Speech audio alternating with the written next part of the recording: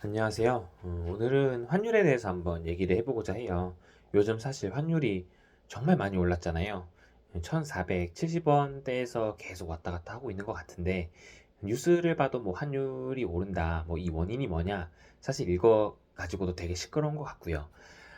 환율 자체가 지금 높은 상황이냐, 뭐 이거를 보기 위해서는 환율 그래프를 1년 또는 5년 정도로 놓고 긴 시계열 측면에서 보면은 환율이 확실히 상승 추세에 있는 것 같아요.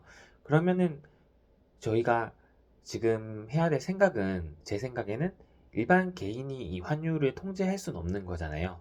그러면 한 개인으로서 현재의 삶을 살아가는 데 있어서 이 주어진 상황을 통제할 수 없다면 이 주어진 상황에서 어떻게 하는 행동이 가장 합리적이고 어, 각자의 개인에게 도움이 될 수 있을지를 한 번쯤은 생각을 해봐야 된다고 생각을 해요. 그래서 사실 저는 요즘 같은 상황에서는 자신의 자산 포트폴리오 중에 달러로 표시되는 자산은 반드시 가져가야 된다고 생각을 하는 편이고요. 사실 저도 뭐 2030 세대의 청년으로서 투자를 하고 있고 재테크도 하고 있고 사실 그런 쪽에 관심이 많아요. 근데 저도 당연히 뭐 여러 가지들을 하고 있겠지만 저도 제 자산 포트폴리오에 달러 표시 자산은 높은 비율로 유지하려고 하고 있습니다.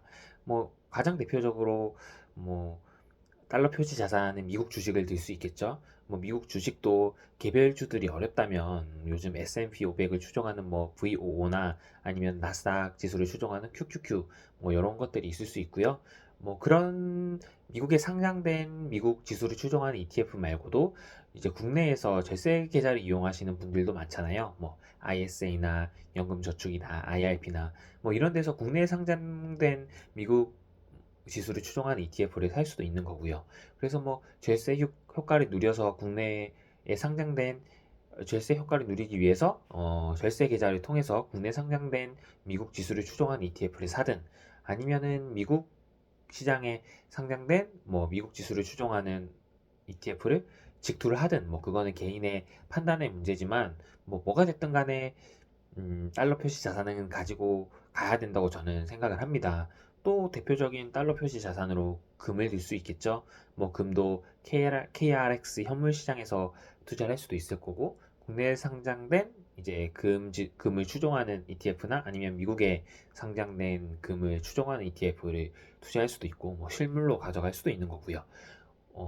그러면은 지금 미국 주식, 금, 그리고 뭐 달러 RP나 달러 예금 뭐 이런 것도 방법이 될 수도 있겠고요. 뭐 달러 단기채도 방법이 될 수 있겠고, 뭐, 뭐 어떤 사람은 뭐 비트코인이나 코인 종류가 될 수도 있겠죠. 사실 뭐 어떤 특정한 자산을 포트폴리오에 담아야 된다라는 거는 개인의 그런 투자 성향이나 주어진 상황에 따라서 너무나도 다를 수 있겠지만 중요한 거는 뭐가 됐던 간에 포트폴리오에 달러로 표시된 자산은 반드시 가져가야 된다.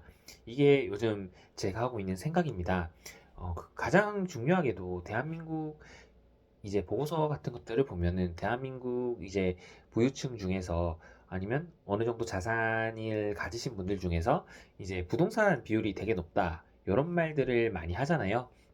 근데 이제 뭐 시대가 바뀌고 있고, 이제 다음 영상으로도 이제 뭐 계획하고 있는 것들이 현재 앞으로 한국 금리나 뭐 여러 가지 투자 방향이나 뭐 그런 것들 한번 그런 것들 주제로 얘기해 볼까 하는데 어찌됐건 간에 저는 요즘 같은 기조에서는 음 이제 부동산에 몰빵된 포트폴리오가 아니라 금융자산도 어느 정도 비율로 가져가야 된다고 생각을 하고 거기에서는 이제 달러로 표시되는 자산이 필수적이라고 저는 생각을 하고 있습니다. 사실 달러가 지금 강달러가 되는 이유 중에는 많은 것들이 있겠지만 지금 사실 뭐 통계 자료들을 봤을 때 한국 뭐 정부든 은행이든 이런 쪽에서 돈을 엄청나게 이제 시중에 유동성을 공급하고 있잖아요. M2 통화량 지표를 봐도 그렇고 뭐 요즘 진행되고 있는 한국은행의 뭐 은행 금융사에 대한 RP 매입이나 뭐 여러 가지 것들을 봤을 때 지금 시중에 한국은 지금 시중에 유동성이 엄청나게 공급이 되고 있는 상황이고 M2 통화량만 보면은 근 몇 년간 미국 외국과 비교할 수 없을 정도로 시중에 유동성이 공급이 되고 있잖아요. 이런 상황에서는 사실 근본적으로 원화 가치가 하락할 수밖에 없다고 저는 생각을 하고 있고요.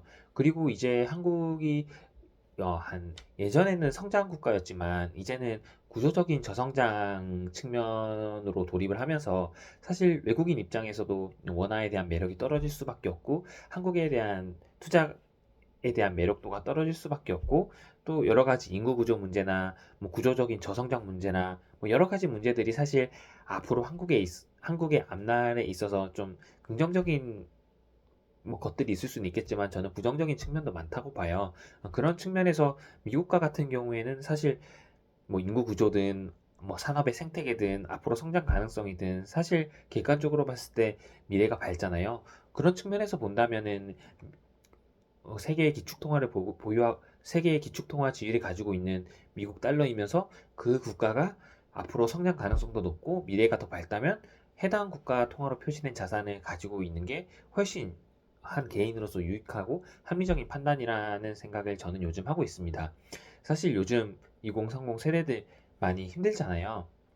뭐 돈을 버는 것도 힘들고 모으는 것도 힘들고 예전에는 모아서 뭐 꾸준히 저축을 하면 되는 시대였다면 이제는 저축만으로는 사실 오르는 물가 상승률도 따라잡기 힘든 시대가 되었고 사실 어떻게 보면 투자가 필수인 시대가 되어버렸는데 이런 상황에서도 이제 뭐 모두들 힘을 잃지 않고 좋은 결과가 있었으면 저는 좋겠습니다. 여튼 뭐 긴 말을 했지만 이제 개인이 자산 포트폴리오 중에서 달러 표시 자산은 반드시 가져가야 된다. 뭐 저는 그렇게 생각을 하고요. 앞으로도 저는 그렇게 실천을 해 나갈 계획이고 그렇게 할 생각입니다. 네, 감사합니다.